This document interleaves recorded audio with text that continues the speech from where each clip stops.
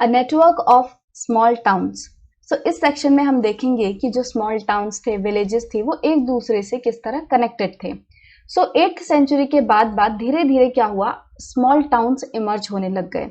और हो सकता है जो स्मॉल टाउन्स हैं वो कैसे बने हों, जो लार्ज विलेजेस थी उनसे ये स्मॉल टाउन बने हों, कि धीरे धीरे जो विलेजेस थी, जो बड़ी बड़ी विलेजेस थी, वो डेवलप हुई और वो लोग स्मॉल टाउन बन गए। अब इन टाउन्स में मंडपिका होता था। मंडपिका क्या है, जिसे आज हम मंडी कहते हैं, ठीक है। सो मंडी जहाँ पे सब लोग सामान वगैरह खरीदते हैं, बेचते हैं। तो इन मंडियों में, इन मंडपिका में जो आसपास के विलेजर्स हैं वो भी अपना अपना प्रोड्यूस लाते थे यहाँ पे बेचने के लिए। इसके अलावा इन टाउन्स में मार्केट स्ट्रीट्स भी थी, जिन्हें कि हट्टा कहा जाता है, जहाँ पे जो शॉप्स थी वो पूरी लाइनों में लगी रहती थी।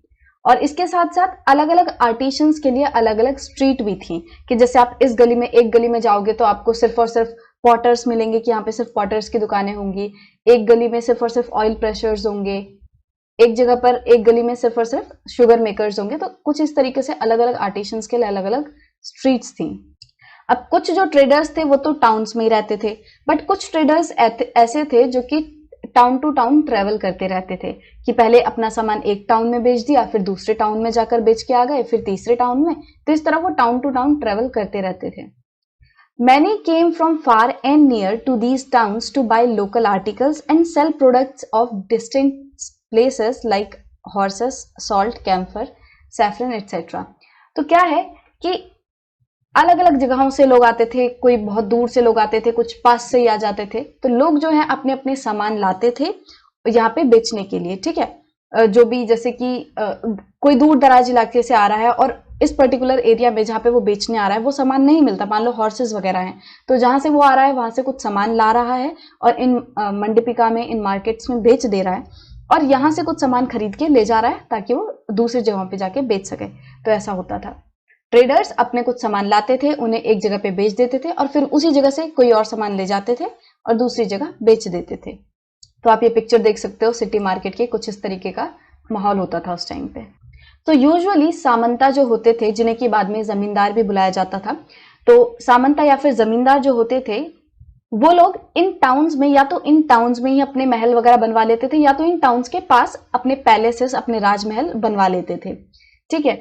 सो ये जो सामंता होते थे, ये जो जमींदार होते थे, ये ट्रेडर्स पे, आर्टिशंस पे एंड आर्टिकल्स ऑफ ट्रेड, मतलब कि जो व्यापारी हैं, जो आर्टिशंस हैं, जो कलाकार हैं, और जो आर्टिकल्स ऑफ ट्रेड है, मतलब जिन आर्टिकल्स की ट्रेडिंग की जा रही है, जिन चीजों को खरीदा बेचा जा रहा है, तो इन पे टैक्स लगाते थे वो लोग।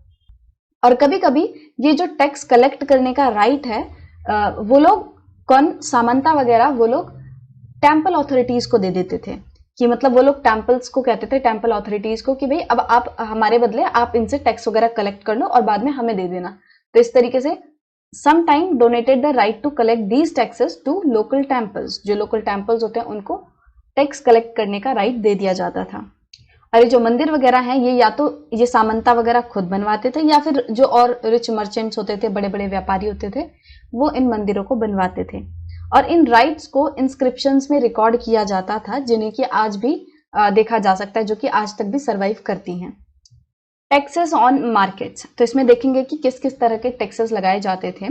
सो राजस्थान से एक 10th सेंचुरी की इंस्क्रिप्शन मिली है, और उस इंस्क्रिप्शन में क्या लिखा है उसकी काइंड ऑफ समरी यहाँ पे दी हुई है।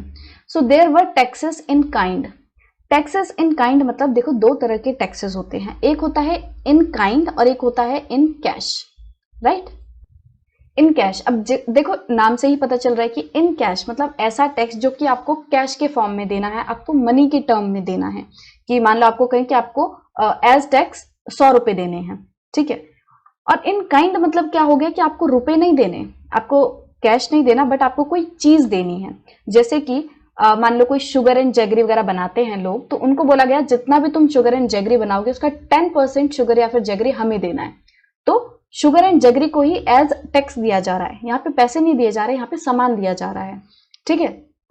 तो किन किन चीजों पर टैक्स इन काइंड था? Sugar and jaggery, dyes, thread and cotton, on coconuts, salts, areca nuts, butter, sesame oil, on clothes. तो इन सभी चीजों पर टैक्स इन काइंड था। और इसके साथ साथ ट्रेडर्स पर टैक्स था। ऐसे ट्रेडर्स जो कि मेटल्स के सामान बेचते थे, जो कि मेटल वाली चीजें बेचते थे।